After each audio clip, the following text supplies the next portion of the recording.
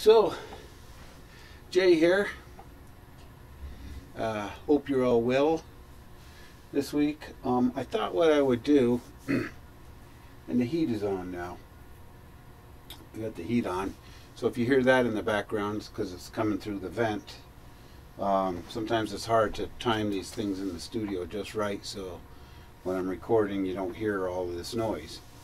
Anyway, I thought what I would do this week is go through the songwriting process for me and show you a little bit about the recording process. I had a subscriber request that to show a setup for recording with the VS1880, which is right here, this recorder. And you can see it in this shot right here. Anyway, he wanted me to do it as sort of like a tutorial, but it doesn't work really, because right here, as you can see, there's a VU meter right there. I mean, or not a VU meter, there's a LED screen right here, and it's backlit. Now I can see, as I'm looking at it, I can see all of the information on there, but the camera just can't pick it up. And I don't know, I've tried every angle I can think of to try to get that to show. It has a backlight on the LED screen and it just doesn't show in the camera. So my configuration here for recording is as such. I have I usually start with when I'm doing these kind of things, I start with a riff in mind anyway. So I've got hooked up into track 7 and 8 here, and you see the red button blinking right there. Okay, that button blinking is telling me that that's somewhat armed, and I have the piano going in there in stereo, and those two tracks are linked inside here. And I can't show you, if you can see all the buttons, it's an incredibly complicated machine to use. You have to know where you're assigning each track. You have input channels up here, and they have to be assigned, and this is your controls for the input channels. It shows you your EQ and effects inserts, things like that, pre-recording. And then these other buttons down here are the controls for the track itself post-recording. And then these buttons down here arm the track or set it for playback. Of course you have faders for volume.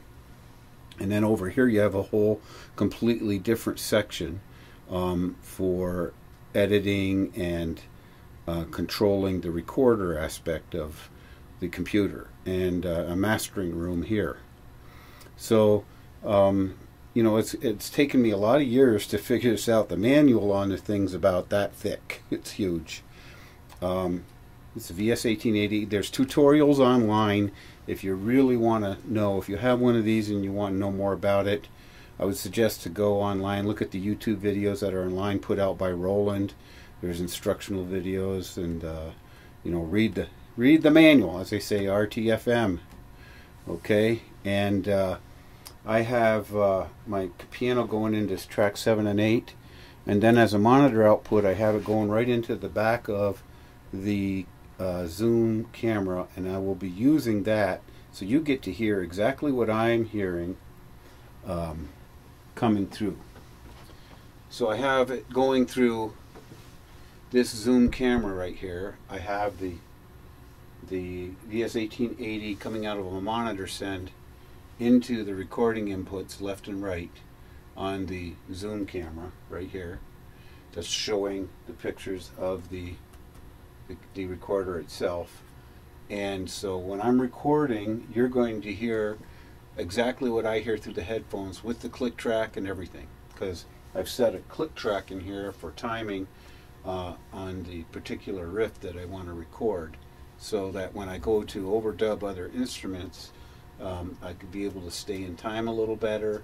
I've done it without click tracks too. You get a more realistic feel, but sometimes you get a lot of mess ups too, and it doesn't sound good at all. So this time I'm using a click track. It's a pretty funky riff, and the way it starts out for me is I have a kind of a catalog of riffs that I've used for many years, over the expanse of my life. And when I sit down to any instrument, I kind of have things I mess around with. And they're just little ideas, and they're little themes and ideas, and I don't always be able to put them together. But when I'm writing a song, it's kind of when I'm creating it. I don't always record it because I'm messing around sometimes, but it's handy to have a recorder to kind of develop the ideas. And once you get that little segment of an idea down, you can put it down on tape, and then you can come back if you want to change it. You can re-record it, add in other parts, like an A part or a B part to an A part, or a C part to an A B part. Whatever it happens to be. My process is usually music first, then words. Not always, but that's usually the way it works. If it's a song. Sometimes it's just instrumental. I have a bunch of instrumental music that I just like to do instrumentally. And this one kind of lends itself to the instrumental aspect, I think. So without further ado, I'm going to just show you. I'm going to lay down a track here, I think. I'm going to try. I might mess it up. Have to stop over. But you're going to hear exactly what I lay down. So I think we're all set. Now I arm this recorder here.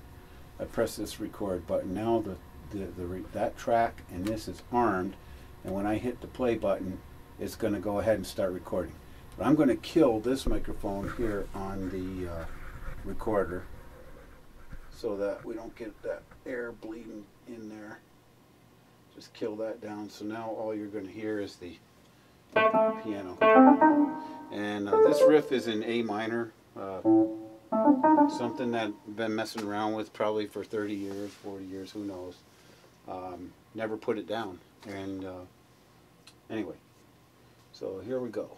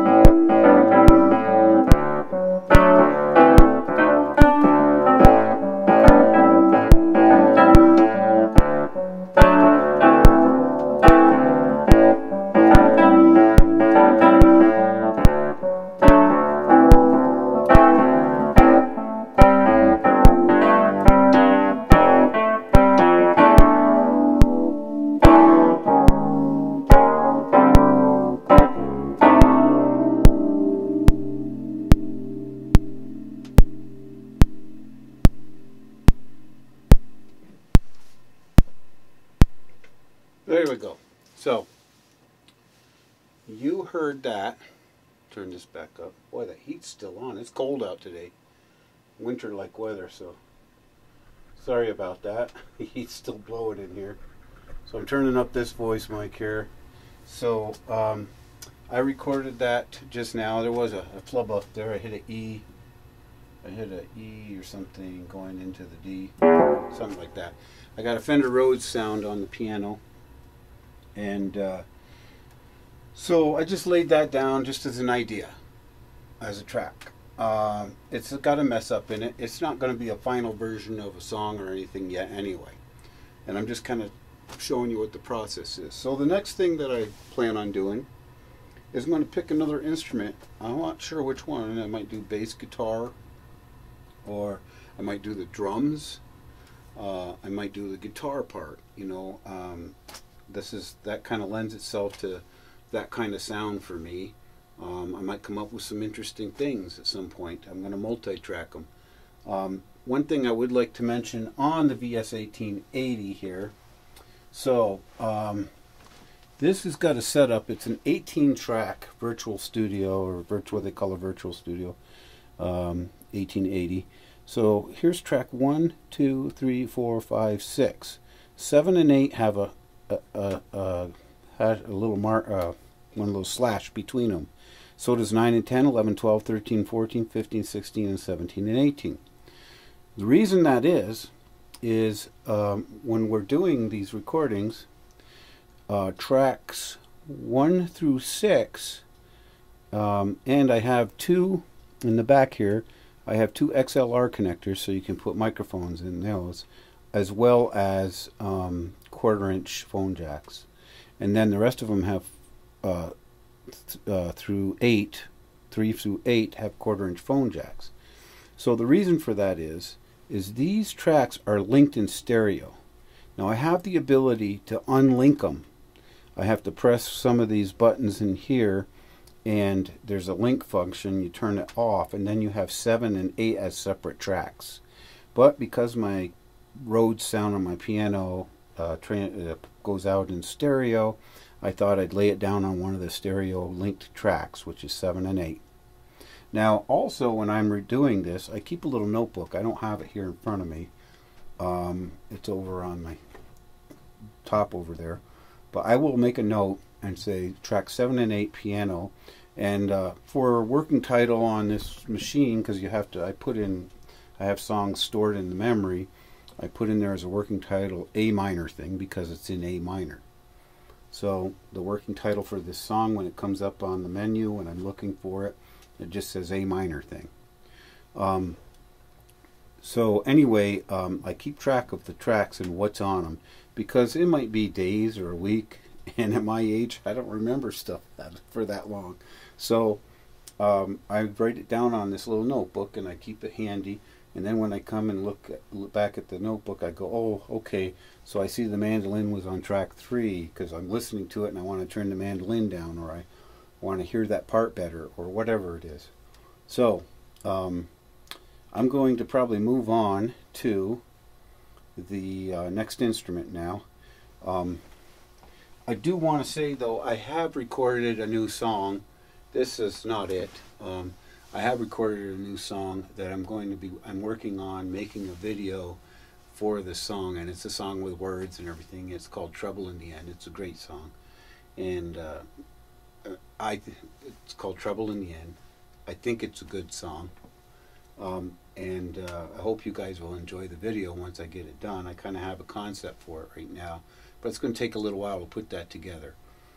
Anyway, so I thought this week I'm going to move on to the next instrument, the next phase of this project. Okay, so here we are, set up for the next track, which I decided to do bass on. I'm putting the bass on track 3 here. You see that red button flashing there. We're going to do on 3. I want to show you this LED. I think I can do it like this. So if I get close enough, so there. Now you can see what that LED screen looks like. That straight bar across the middle there is, now let me play the bass so you can see the See the signal going in. See that signal going in? You should be able to hear that too. Anyway, that bar is the previous recorded track of the piano on 7 and 8. So I'm going to put the bass on 3. Don't ask me why that is. It's just, and we got this set up here, and I'm going to turn down this mic while I record into the okay, and I'm back over here now, and we're going to record this track, and you'll hear the click tracks and the bass going along with it for a minute, and at the end of all of this you'll have like the complete thing. So it's just a short little thing anyway. So here we go with the bass track.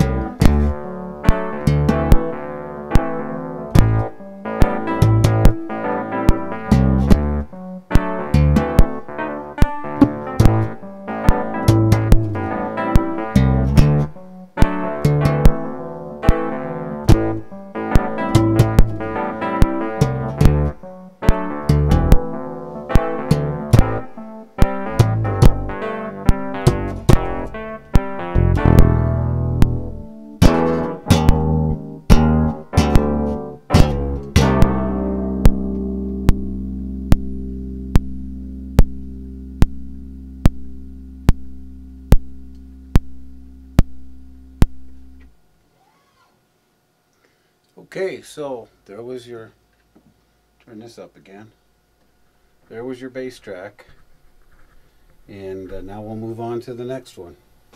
So, yeah, we're recording everything now. Alright, so now I'm doing a rhythm track with the guitar, and I'm putting it on line 4, right here. You can see that one blinking right there, line 4, and so let's see, you're going to hear what I'm going to hear, and we're going to go ahead and record it, I think. See what happens.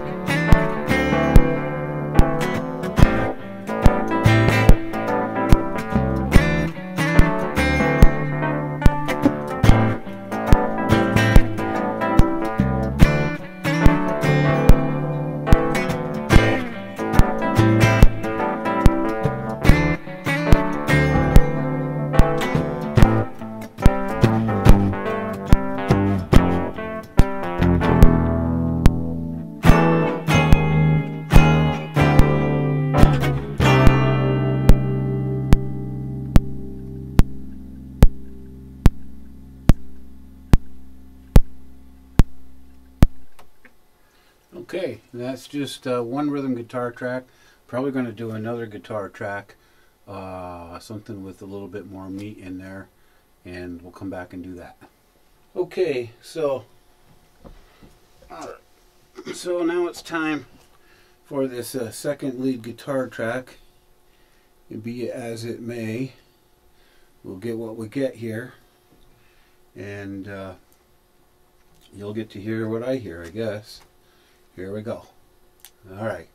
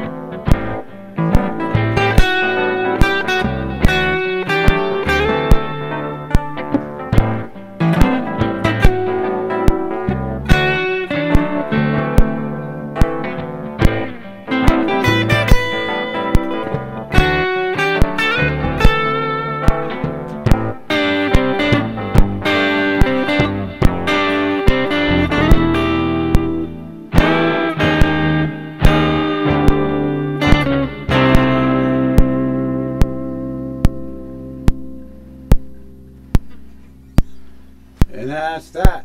Good or bad, that's what it is for now. That's kind of what I heard as a melody in there, so that's what we got. So here we are recording the drums, and I recorded them a little bit different. So here on the VS1880, I separated tracks 9 and 10. They were linked. Remember, they had a link on them, and I unlinked them. And what I did was I went through and recorded the bass drum. Now, two reasons. One is I want to have separation between the bass drum, the snare, and all the other drums, so I can independently adjust the volume on them without what's in the drum track, the drum machine already, or the electronic drums already. And so I recorded that bass drum, and now I'm about to record the other parts of the drums. The other reason is I'm not a real drummer, so I can't play really fancy beats or anything. I really hear kind of a shuffle beat. If I had a real drummer here, I'm sure they could do a lot more better job on this than I can. So, Anyway, I hope you're hearing everything the way you should be coming through that, recording that other one. And we'll go ahead and hit back here. We're on, let's see, it's track 10 armed. Shift. Yeah, track 10 is armed. We'll hit record. And here we go. There's a hi-hat there. So let's see what we get.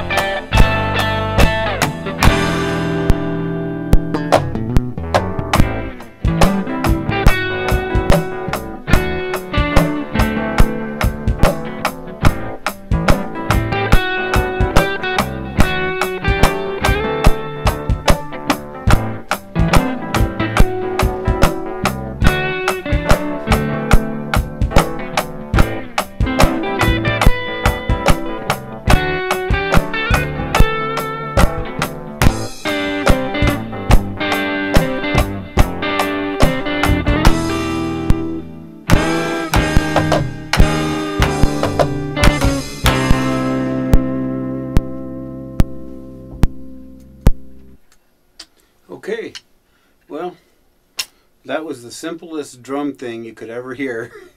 Let's see how it all came together. Okay, so we are working on, I did the drums. By the way, that drum track that I did sucked so bad. It was so bad. So I redid the whole beat and turned it into a shuffle beat, which I thought worked a lot better in the song. So, you know, we changed that. I didn't film that whole process because I had to focus on doing the drums. It's really hard to put together, you know, two cameras going here and the drums and recording off of the VS1880 at the same time.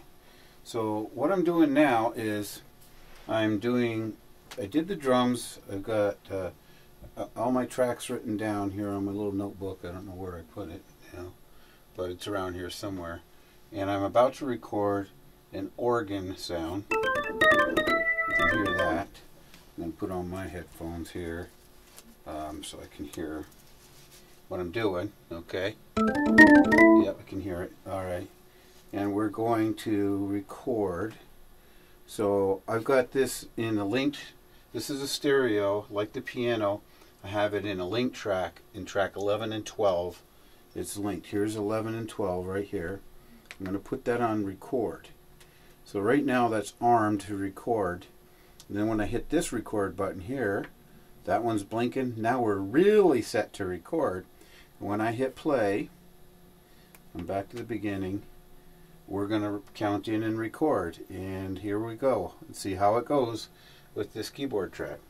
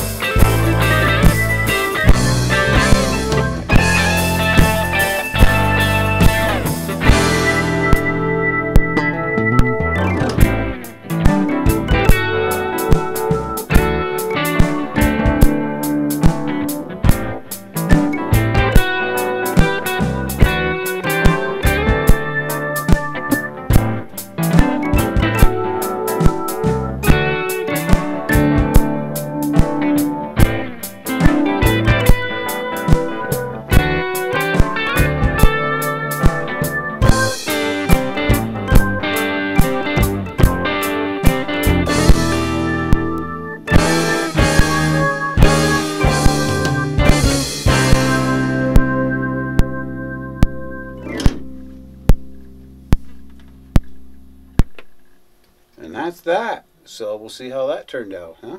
So I just did a mix down on the, I moved over here to my little workstation. I had to hook up the CD burner to the SCSI output. That's where you can back up all your data onto CDs off of the hard drive, because it only has limited space on the hard drive.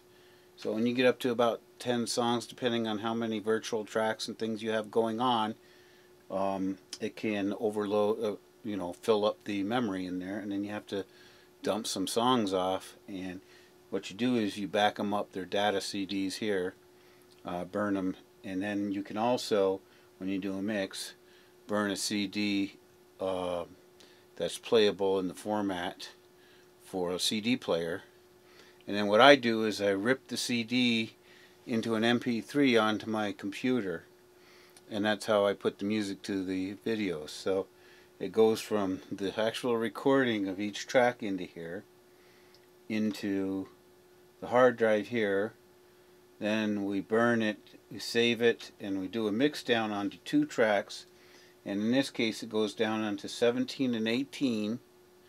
On these 2 tracks is my master 2 tracks. And the virtual tracks are the 16. I have 16 virtual tracks on each channel and each track.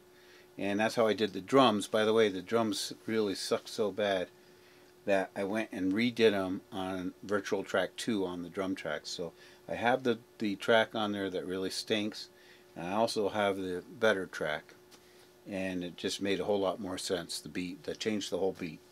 So anyway, that being said, I just finished this mix down. Let's see, I'll start to play it. When I mix down stuff, so it's going to come through the speakers here in a second. These little 4-inch speakers I use to mix stuff.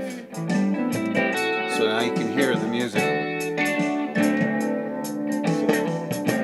So, now, I also listen through the headphones, but the final mix I like to come through the speakers. The reason I do that through these are great little 4-inch speakers, by the way. But if it sounds good on there, it's going to sound good when you get into bigger speakers and a nicer system. So I try to get the frequency so you can hear everything on there. And then I also listen through the headphones. These are good Audio Technica, I think. Yeah, headphones. So what's going to happen is I'll take this upstairs after I burn all the soundtrack, compile it all together, and we'll show all the different clips of me recording each track. It's a 3-minute song, and this project has taken so far, I don't even know what time it is. It's at night. It's probably been at least 10 hours that I've been working on a 3-minute song, because I've been filming it too.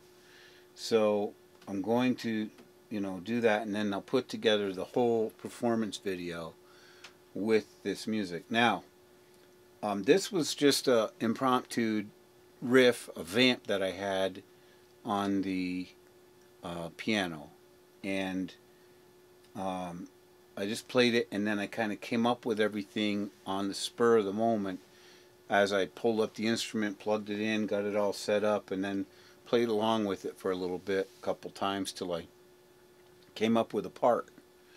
And that's how I write a lot of these songs. So this is not by any means some great piece of music or anything. It's just a video to show the process. And I'm sure that a lot of people might have a little bit different process, but it's a very creative outlet, and it's great. If you can, a lot of people can do this on their computers now with Pro Tools and GarageBand and a bunch of other Steinway or something, or Stein. Anyway, I can't think of the name of a German company. Makes a lot of recording software for your computers, and you can do that nowadays, with an interface. Plug everything in there and just go for it. So I would encourage anybody that wants to do this. I mean, you don't need to pay for studio time anymore to create songs and write songs. Anyway, so I'm going to go upstairs now, do the mixing, and then we'll show you the final product.